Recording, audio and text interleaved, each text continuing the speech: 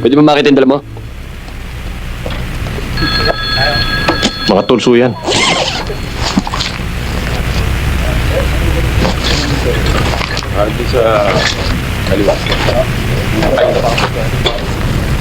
Saan ka pupunta? Kay Colonel Roque, oh. Bakit? Anong kailangan mo kay Colonel? Siya ang may kailangan sa akin. Pinatawag niya ho ako eh. Ikaw? Ipapatawag ni Hepe? Bakit? Ano ka? Mekaniko ho. Minsan-minsan nardinero. Pero ngayon ho, tagasipsip ho ako ng baradong kubeta. Oh, baka may pagagawa kayo. Kasi baba sa iba ng hangin dito eh. Yung mga kubeta niyo, baka barado rin. Okay na kubeta namin. Sige na, sige na. Sige na. Yung mga kaibigan niyo, baka Walang problema. may Sige pagagawa rin. na, okay na kubeta namin. Sige na. Baka langawin pa kami rito.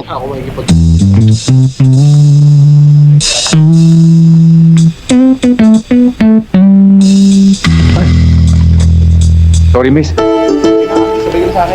Hindi ko sinasadya. Hindi mo rin kasi tinitingnan yung nilalakaran mo. Tatanga-tanga ka. Kasi ho, nahanap ko yung opisina ho ni Colonel Roque. Ah, ganun ba? Ganun nga ho. Alam mo kasi kung nagtanong ka, hindi mo na sana ako nabangga. Sorry ho. Anyways, ako dun sa personal secretary si Colonel Roque. Ang ganda naman niyo. Halika na nga, sumana kita, baka bangga ka na naman. Sir, excuse me.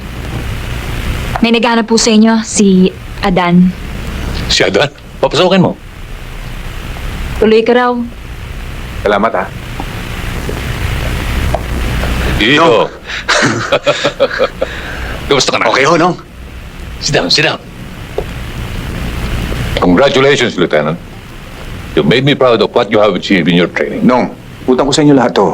Kung hindi sa pagpapaaral niyo sa akin, hindi ko mararating ito. You don't have to flatter me. You earned it yourself, not because of anybody else. Mabutit nakarating ka agad dito. Nong, nung matanggap ko ang sulat niyo sa akin sa Amerika, kagad-agad akong bumalik dito. Alam mo na siguro ang nangyari kay Senator Miranda. Oo, Ninong. Pinatay siya dahil sa totoo ang ibinulgar niyang plano na pabagsakin ang ating pamahalaan ng mga terorista. Nong, ganun na ho ba kalala ang terorismo dito sa atin? Ganun na nga. Kaya kita pinatawag dahil sa alam kong you have all the knowledge and capabilities to deal with this kind of threat against our national security. Yan ang unang magiging assignment mo. Nong, palagay ko kailangan ko pa ng impormasyon tungkol dito. Narito ang laptop, computer. Nandiyan na rin ang disket. Lahat ng informasyon kailangan mo.